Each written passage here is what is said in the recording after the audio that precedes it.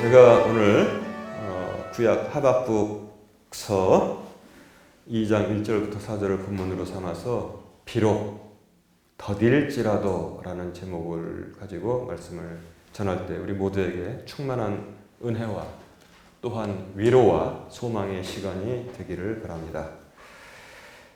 제가 학교 다닐 때 지금 한 30 몇 년 전에 우리 구약학 교수님께서 예언서 해석 시간에 그러시더군요. 여러분, 저는 하박국 선지자를 참 좋아합니다. 누구 선지자 나쁜 사람 있을까요? 근데 왜냐하면 농담을 하시기를 제가 어렸을 때부터 호박국을 참 좋아했는데 이름도 하박국. 그래서 하박국을 볼 때마다 호박국이 생각납니다.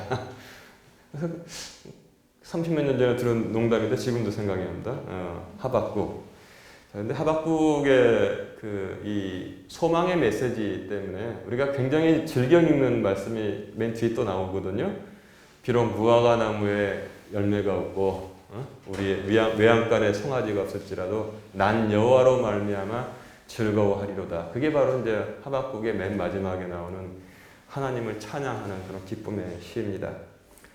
근데 오늘 성경 전체를 놓고 볼 때 성경 말씀의 큰 주제 중에 하나는 여러 가지 주제가 있습니다.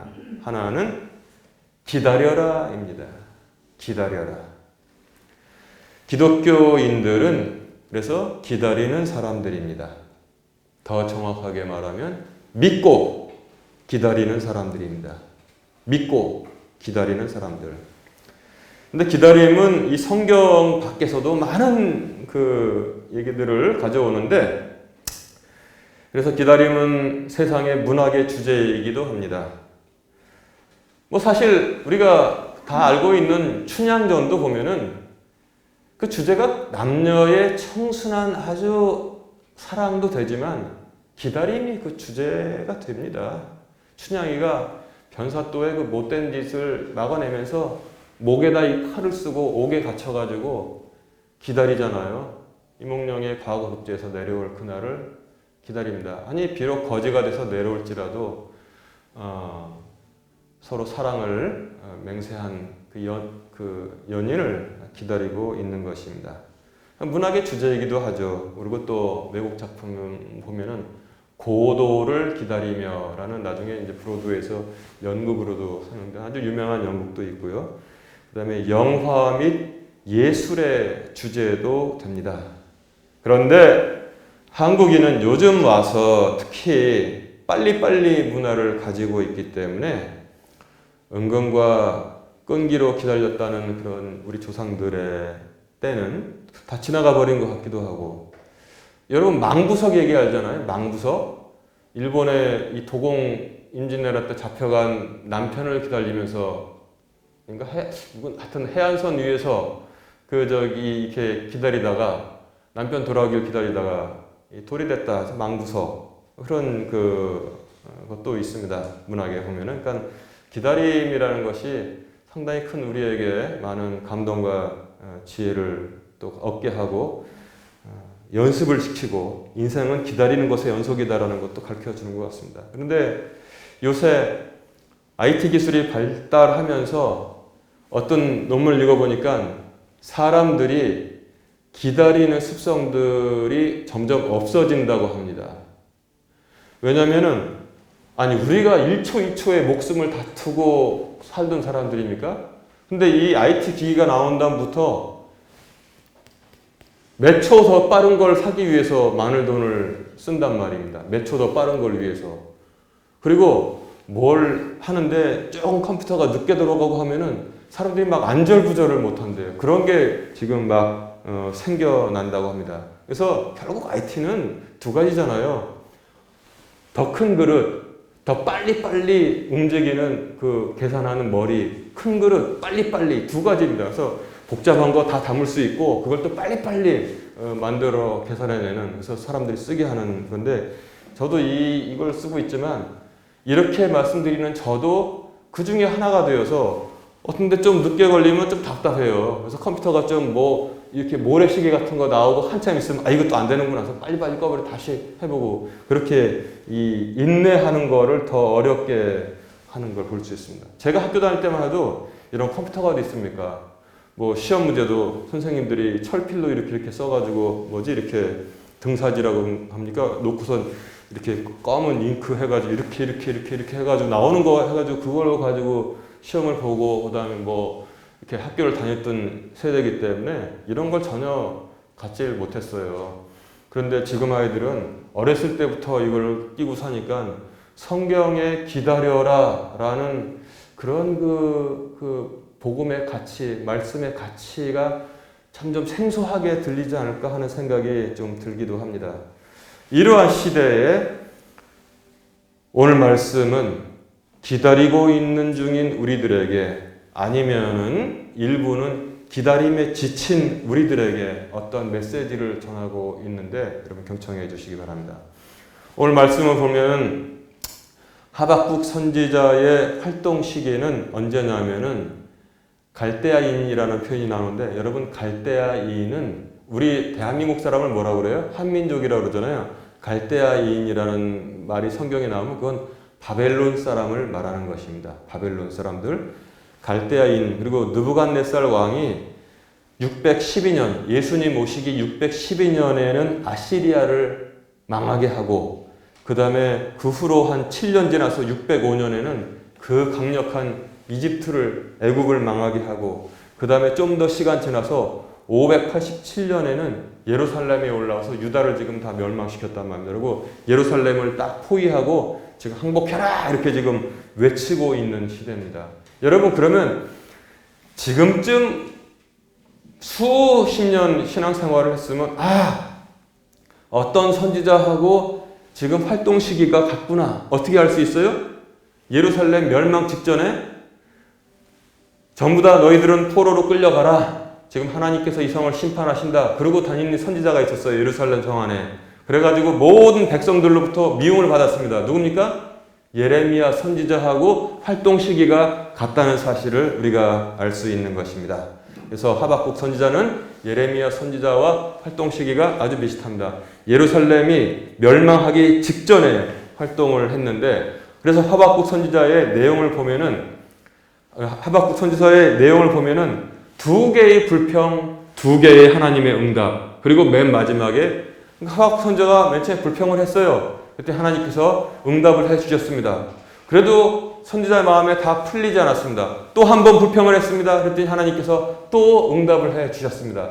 그때서야 하박국 선지자는 얼마나 감사하냐. 그래서 맨 마지막에 비록 무화과 나무의 열매가 없고 외양간에 밭에 소출이 없고 외양간에 송아지가 없을지라도 나는 여호와로 말미암아 감사하리로다. 그렇게 결론이 내려지고 있는 것입니다. 여러분들이 바로 잘 이해를 했을 것이라고 생각합니다. 근데 그 중에서 2장은 어떤 말씀을 중심으로 지금 주제로 가지고 있느냐. 즉 의인은 믿음으로 말미암아 산다. 이게 아주 유명한 말씀이잖아요. 근데 내용을 자세히 보면은 의인은 믿음으로 말미암아 기다려야 한다. 그것을 지금 전하고 있는 것입니다. 그럼 2장까지 들어왔으니까 오늘 본문 1절부터 4절까지의 택한 본문을 그 안으로 들어가 보면 첫 번째 하박국의 응답을 기다리는 자세가 거기 나와 있습니다. 내가 주 여호와의 환상을 이제 받고 싶은데 응답을 기다리는 자세로서 어디로 올라갔냐면 옛날에 여러분 목포에는 성이 없는데 저기 병영에 가니까 병영 여러분 아시죠? 병영에 가니까 성벽이 쭉 있고 망대가 이렇게 있더라고요. 사람들 보초 서는데 거기에 올라가는 거예요. 거기에 서울로 치면은 남대문, 동대문 뭐 그런 거 있잖아요. 그 옆에 보면 이렇게 성문 지키면서 보초 서는 데 있지 않습니까? 하박국 선지자가 그런 데를 올라갔습니다. 왜? 여러분 파수꾼의 마음이 어떻습니까?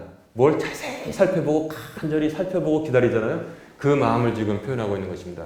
그 망대에 올라서서 하나님의 말씀을 기다리고 있었습니다. 그랬더니 하나님의 말씀이 응답으로 왔는데 비전을 줄 테니까, 즉 비전 잘 기록을 해라. 아주 잘 기록해서 사람들이 뛰어가면서도 읽을 수 있도록 잘 기록을 하라. 그리고 이 비전은 정한 때가 있다는 거예요. 하나님께서 정하신 때가 있는데 거짓말이 아니다. 근데 오늘 본문 제목으로 말씀 제목으로 택한 것, 비록 더딜지라도 기다려라. 반드시 올 것이고 지체하지 않을 것이다. 이렇게 말씀하고 있습니다. 자, 그리고 맨 마지막에 결론은 무엇이냐? 교만한 자는 안 되고 오직 의인은 자기 믿음으로 살리라 하겠습니다. 교만한 자는 왜 안 돼요? 마음을 교만하게 가는 사람은, 그 사람들은 믿음으로 살지 않습니다. 자기가 가지고 있는 권력이나 자기가 또 부자라고 해서 그 재물을 믿고 살지. 여러분, 권력 가진 사람하고 돈 많은 사람 중에서 삐뚤어 나가는 사람이 유난히 많은 이유가 거기 있다는 것입니다. 사람의 특성상, 심성상 말이죠. 정말 어지간하지 않으면 막강한 권력을 가지고 있고, 그리고 또 어마어마한 부자인데 겸손하기는 너무도 힘들다는 것입니다. 우리가 지금 가난할 때는 겸손할 수 있어요. 가난하니까, 권력이 없으니까 하나님 아니면 나는 아무것도 아니고 살 수가 없습니다 하다가 막 올라갔어요. 그러면 어떻게 돼요? 밑에 와서 또 굽신거리는 사람들이 많아. 그러면 뭡니까? 그때부터 사람이 변질되기 시작합니다. 여러분, 그런 경우 많이 보잖아요. 가난할 때는 뭐 그냥 포장마차라도 하면서 어떻게 그냥 뭐 이렇게 하지, 뭐 우리 집에 와서 뭐 국수 한 그릇이라도 사주세요. 그러다가 돈을 어떻게 벌잖아요. 그러면 안좋아서요. 뭐 사람이 이렇게 변한단 말이에요. 근데 하나님께서는 그거를 지독하게 싫어하신단 말입니다. 그래서 오죽하면은 교만이 뭐예요? 멸망의 선봉장이라고 이렇게 말씀하고 계십니다. 그래서 여러분, 우리가 연약하고, 제가 아까 기도도 뭐 공동기도 드릴 때 드리지만 또 몸도 아프고 여러 가지 문제가 있잖아요. 여러분, 너무 나쁘게 생각하지 마시고 우리가 긴 안목에서 그렇게 바라볼 수 있는 눈이 있기를 바랍니다. 그래서 오직 의인은 딴 게 없어요. 믿음으로 말미암아 산다고 이렇게 하박국은 결론을 내리고 있습니다. 자, 그러면 우리가 오직 의인은 자기 믿음으로 살리라에 주목해 봅시다. 이게 하박국서에 나온 말씀인데 신약에서도 많이 들어봤을 겁니다. 로마서 1장 17절, 갈라디아서 3장 11절, 히브리서 10장 38절, 세상에 구약의 말씀이 3번이나 신약에 인용된 것은 이 말씀이 유일하지 않나 저는 생각합니다. 누가 전부 다 받아 썼어요? 바울이 그것을 썼다는 것입니다. 로마서 1장 7절에, 갈라디아서 3장 11절에, 히브리서 10장 38절에. 바울은 누굽니까? 성경을 정말로 정확하게 잘 이해한 사람입니다. 그러니까 신약 성경 중에서 마태복음, 마가복음, 누가복음, 요한복음 빼고 나머지 14개를 바울이 다 기록했을 정도로, 바울이 다 일목요연하게 써줬을 정도로 바울은 하나님께서 이방을 위해서 아주 들어서 쓰는 사람이었는데, 이 하박국서에 오직 의인은 자기 믿음으로 말미암아 믿음으로 살리라를 3번 인용했다는 것은 이 말씀이 복음의 핵심이다 라고 생각해도 그렇게 틀린 말은 아닌 것입니다. 그런데 바울만 이것을 인용했는가? 우리 종교개혁 때 보면 마틴 루터가 종교개혁을 하면서 3가지 원칙을 내세웠습니다. 3가지가 무엇입니까? 이것을 마틴 루터가 라틴어로 크게 외쳤기 때문에 전 세계에서 사람들이 다 이것을 라틴어로 말하는데, 라틴어 우리가 한자도 몰라도 이건 다 들어보셨을 것입니다.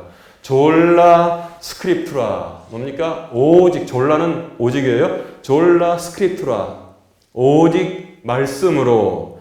졸라 그라티아.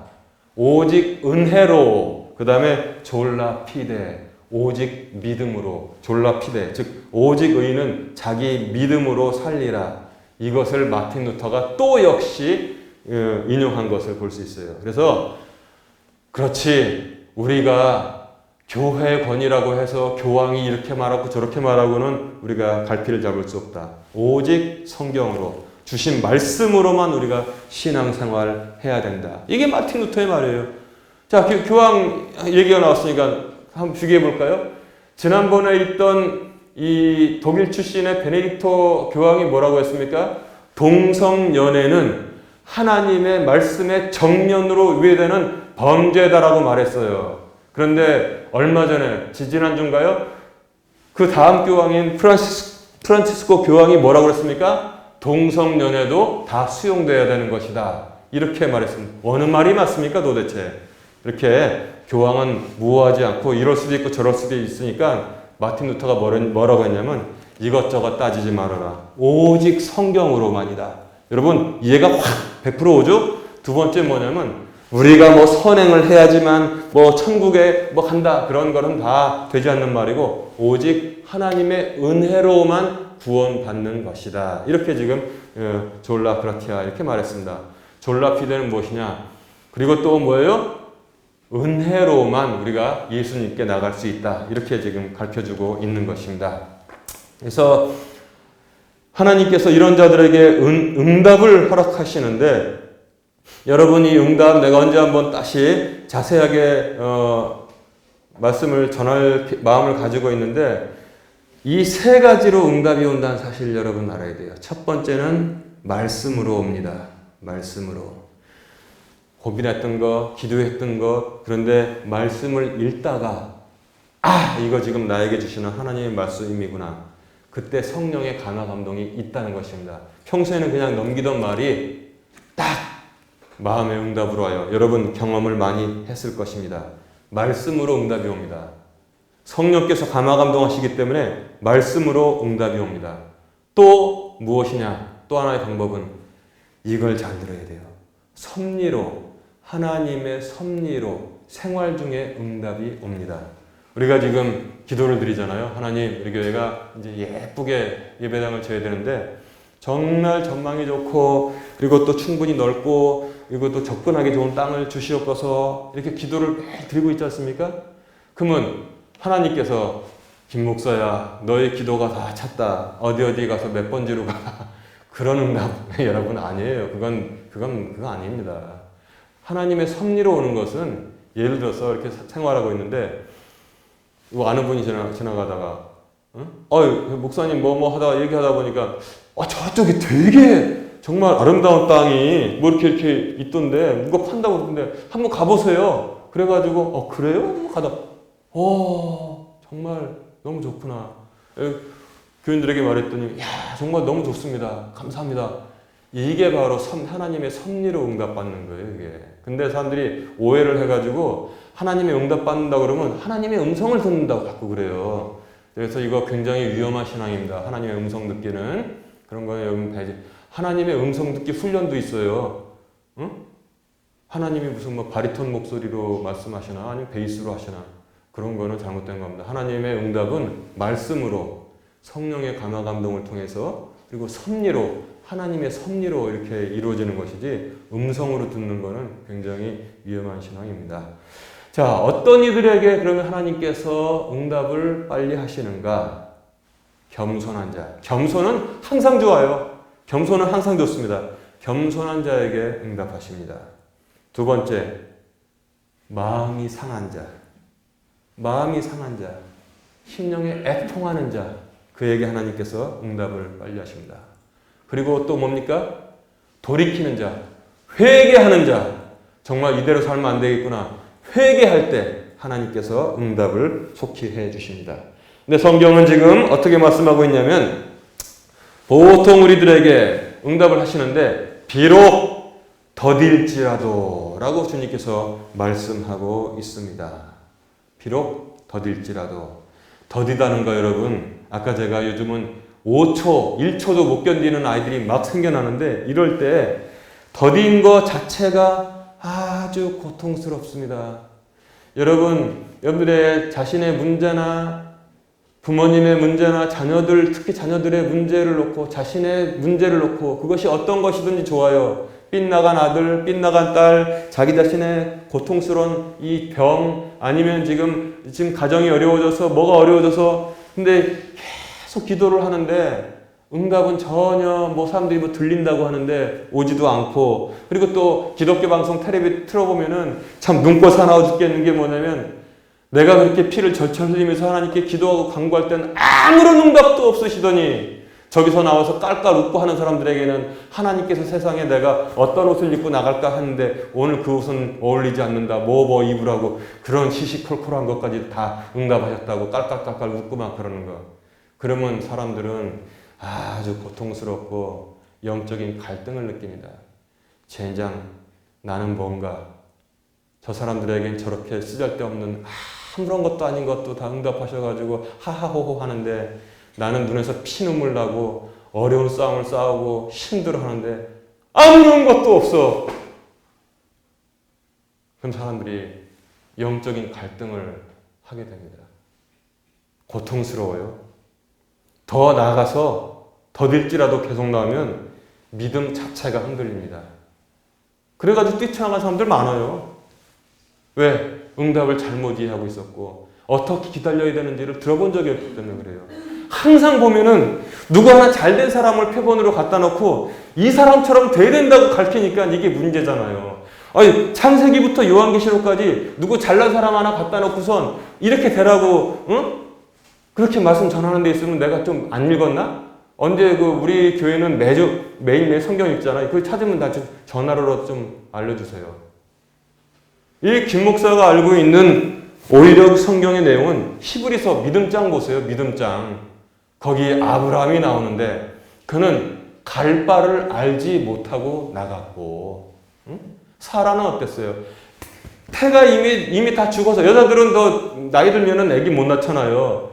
태가 이미 죽어가지고 생산하지 못했는데도 오직 말씀 하나 듣고 앞으로 나갔고 모세는 애굽에서 쾌락을 즐기는 것을 자기 동족과 함께 고통당하는 것보다도 더 귀하게 여기지 아니하여서 그것을 버리고 광야의 길로 나갔고 그런 사람만 지금 소개하고 있지 누가 뭐 해가지고 잘 돼가지고 하나님 응답 맨날 받아가지고 부자가 되고 막 그냥 막 뭐가 되고 그런 내용이 세상에 성경에 어디 있습니까? 이 뭔가 잘못됐다고 생각할 때가 아닙니까? 좀 방향을 바꿔야 돼서 방향을 바꿔서 성경으로 지금 다시 와야 될 때가 아닙니까? 성경은 그러나 좀 기다려라 이렇게 말씀하고 있는 것입니다. 그럼 기다리는 요령에 대해서 제가 말씀을 드릴 텐데 여러분 지금까지 어떤 성경을 말씀을 들어왔는지 모르지만 난 이게 정답이라고 생각합니다. 잘 들으십시오. 이 어려운 기다림 비록 더딜 때 어떻게 기다려야 되는지를 제가 성경에서 찾았습니다. 어떻게 기다려야 되는지. 아까 예루살렘 멸망 직전에 하박국 선지자와 더불어서 같이 활동했던 사람이 누구라고 했습니까? 예레미야입니다. 예레미야는 말했습니다. 너희들이 지은 죄가 하늘을 찌르기 때문에 하나님께서 너희들을 심판하실 것이다. 너희들은 이제부터 70년간 바벨론의 포로로 끌려갈 텐데 거기서 70년을 다 생활하고 그때 하나님께서 다시 예루살렘으로 돌아오게 해 주실 것이다. 이 말씀에 정답이 있다는 것입니다. 비록 더딜 때에도 어떻게 기다려야 합니까? 예레미야의 말씀에 정답이 다 나와 있습니다. 예레미야서 29장 4절부터 14절에 보면은 70년 동안의 포로기를 어떻게 넘겨야 되는지 지금 잘 설명하고 있습니다. 첫 번째는 뭐냐면 가서 집을 지으라고 했습니다. 집을 짓고 정원을 꾸며가지고 과수원이란 말이에요. 거기서 난 편하게 살고 열매를 따먹어라. 두 번째 뭐냐면 아무 일도 없었다는 듯이 장가도 가고 그래서 가정을 세우고 아들, 딸 낳고 생육하고 번성하여라. 세 번째는 뭐냐면 제가 광고 시간에도 말씀드렸지만 그 도시가 너희들을 포로로 끌고 간 그 도시가 평안하도록 기도해라. 왜냐하면 그래야지만 너희들도 평안하기 때문이다. 그 다음에 네 번째, 이거 중요해요. 네 번째, 점쟁이들에게 속아서 헛된 기대를 하지 말아라 그랬습니다.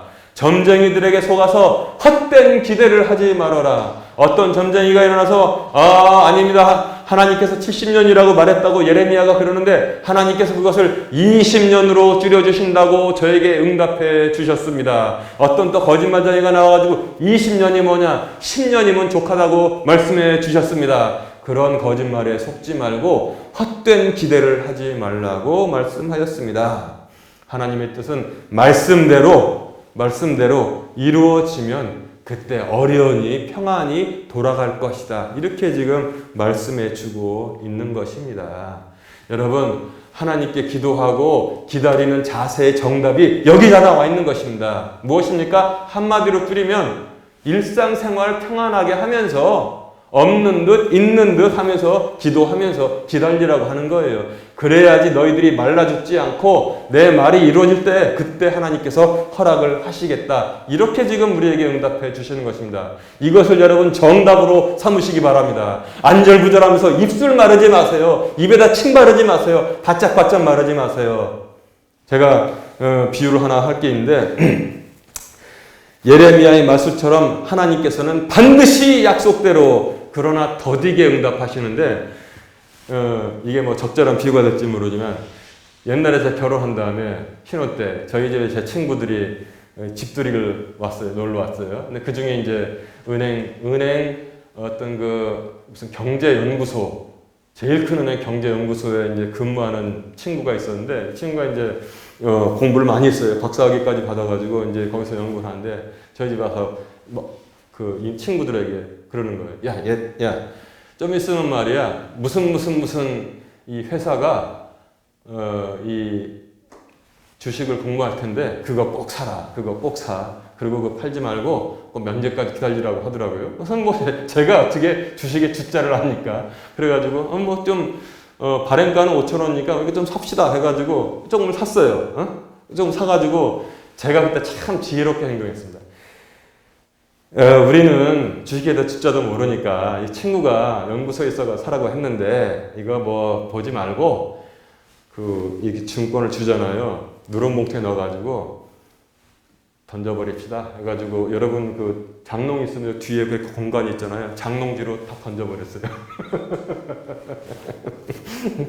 왜냐? 그거 들여다보면 안 되니까. 그리고 입고 다 살았어요.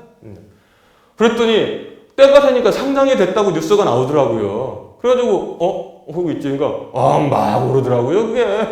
그래가지고 장롱 좀 밀어봐봐. 그래서 꺼내가지고 딱 여기서 팔아가지고 그 친구 형 고맙더라고요. 굉장히 저한테 도움이 됐습니다. 여러분, 뭘 가지고 있으면 때가 되면 이루어 주십니다. 장롱 뒤로 던져버리세요. 그리고 평안하게 사세요. 그게 정답입니다. 그게. 그걸 가지고 맨날 들여다보고 무슨 뭐 어디 가가지고 객장에 앉아 그거 뭐 눈깔 빠지게 하면은 말입니다. 사람이 입술이 바짝바짝 갈라져요. 병 생깁니다. 우리가 하나님의 말씀 기다리면서 기도하는 것도 그렇게 해야 돼요. 주여 간절히 오늘 꼭 일어나야 돼요. 그럼 사람 죽어요. 우리가 하나님께 기도드리고 있으면은 지금 형편과 처지가 어떠든지 그냥 제가 비유를 한 것처럼 가지고 있고 하나님 믿음으로 나는 뒤로 던집니다. 때가 되면 이루어 주실 것입니다 하고 나가시는 것이 정답인 줄로 믿습니다. 그게 정답입니다. 우리가 지금 우리 교회 부지 달라고 기도한 지가 얼마나 됐어요? 지금 한 1년 지금 다 돼가고 있는데 막 안 달라가지고 제가 지금 부동산 여기저기 막 다니고 있어봐요. 그럼 사람 입술 마릅니다. 바짝바짝. 근데 때가 되면 주실 것이다. 그게 믿음입니다. 그리고 평안하게 사는 거예요. 평안하게. 응? 그래서 보면은 하나님은 좀 시간을 많이 쓰시더라고요. 응? 그게 우리의 마음에 맞지 않는다고 해서 불평할 수가 없어요. 구약 성경 읽어보세요. 아브라함에게 이 모든 땅을 주시겠다고 약속하시면서 뭐라고 했습니까? 그러나 너와 너희 후손들은 애굽에 내려가서 400년간 종살이를 해야 될 것이다 그랬습니다. 400년 동안. 이유가 뭐예요? 이는 아모리 족속의 죄악이 아직 관영치 않았기 때문에 400년을 기다려야 된다는 거예요. 400년 기다렸습니다. 또 그리고 지금 애굽에 내려가서 그 백성들이 그냥 아이고 죽겠습니다 하고 하나님께 부르짖었는데 하나님께서 어떻게 해결해 주셨습니까? 한 레위인 남자가 한 레위인 여자에게 장가들었는데 애를 낳았는데 애를 다 빠뜨려 죽여야 되는데 나일강에다가 그 애가 아주 참 특이하게 적절하게 잘 준수하게 생겼더라. 그래서 숨겼더니 역사를 그렇게 이끌어 가신단 말이에요. 아니 지금 하늘에서 빨리 불벼락을 내려주셔야 되는데 장가가는 얘기가 나오고 있습니다. 여러분 어떻습니까? 신약에서 어땠습니까? 예수님께서 태어나시고 그 다음에 30년 동안 몫으로서 부모님을 잘 도와드리고 그 다음에 또 침례받고 그 다음에 공생애를 시작했던 것을 볼 수 있어요. 또 그리고 종말이 언제 옵니까? 그것 때문에 많은 사람들이 실족되잖아요. 저기에 빠지고 이상한 데 빠지고 그날과 그 시는 아무도 모른다고 그랬어요. 아버지만 안다고 했어요. 그러면 우리는 어떻게 살아야 돼요? 예레미야가 말한 대로 집 짓고 과수원 만들어서 열매 따먹고 시집 장가 가고 애들 많이 낳고 또 며느리 보고 사위 보고 그러고 사는 것입니다. 그러고 그게 정답이라는 사실을 성경이 전해주고 있습니다. 이제 말씀을 정리합니다. 이 갈피 못 잡을 혼돈의 시대에 이 말씀이 우리를 딱 잡아줍니다. 오직 의인은 자기 믿음으로 살리라 했습니다. 오직 의인은 자기 믿음으로 기다리리라 했습니다. 여러분 믿음 없이 기다릴 수 있어요? 춘향이가 이몽룡이 배신하지 않을 걸 알았으니까 믿었으니까 기다리지 뭐 안 그러면 기다립니까? 변사또 첩이 돼가지고 이몽룡이 왔을 때 아주 난처하게 됐겠죠. 정한 때가 70년이면 70년이에요. 사기꾼들이 와가지고 20년이라고 해도 믿지 말고 5년이라도 믿지 말고 듣기는 좋아도 하나님이 하시는 거지 어떻게 사람이 합니까? 하나님이 딱 정하셨으면 그 정한 대로 가는 거예요. 우리 그냥 평안하게 가는 겁니다. 그게 하나님의 뜻인 것입니다. 하나님께서 하나님이 주신 말씀에 대해서 이렇게 말씀하고 있습니다. 거짓말이 아니다. 비록 더딜지라도 기다려라. 거짓말이 아니기 때문에 반드시 올 것이고 지체하지 않을 것이다. 그랬어요. 그러면 여러분 조금 여기서 논리를 굉장히 좋아하는 분들은 이렇게 생각할 수 있어요. 모순되네? 비록 더딜지라도 말씀하시고 맨 마지막에 지체하지 않을 것이다 라고 말한 게 말이 돼요? 그게 서로? 비록 더딜지라도 지체하지 않을 것이다. 이거 틀리네? 이렇게 생각한 분들 혹시 있을까 봐 제가 말씀드립니다. 거짓말이 아니다는 반드시 뭐예요? 반드시 올 것이고 됐죠? 이것은 비록 더딜지라도 지체하지 않을 것이다는 뭐냐면 하나님이 정하신 때가 되면은 바로 이루어진다는 거예요. 지체하지 않고. 예레미야를 통해서 말씀하신 대로 바벨론에 70년 포로기 생활해야 된다 그러면 70년 더디다잖아요. 너무 멀잖아요. 그래도 하나님이 정하신 때가 딱 지나면 신실하신 하나님이시기 때문에 지체하지 않고 바로 이루어 주신다. 왜냐? 하나님은 신실하시기 때문에 그것을 우리가 알아야 되는 것입니다. 그래서 더 쉽게 제가 설명드릴게요. 어떻게 기다리냐면 믿음으로 살고 믿음으로 기다리는데 어떻게 기다려야 되냐? 할 거 다 하면서 평안 중에 기다려라. 그렇게 말씀하고 있는 것입니다. 그래야지 우리가 살고 하나님의 말씀이 이루어지는 것도 우리 눈으로 보게 되는 것입니다. 잊은 듯이 될 것으로 믿고 그리고 앞으로 나가는 것입니다. 자, 말씀 이제 정리합니다. 믿음이 없으면 평안이 없습니다. 믿음이 없으면 기다리지 못합니다. 그러나 믿음이 있으면 평안합니다. 믿음이 있으면 기다립니다. 그래서 믿음은 무엇이냐? 믿음이 있으면 평안하게 기다립니다. 믿음이 있으면 평안하게 기다립니다. 믿음이 있으면 평안하게 기다립니다. 믿음으로 삶을 승리로 이끌어가는 목된 성도들 되시기를 주님의 이름으로 축원합니다.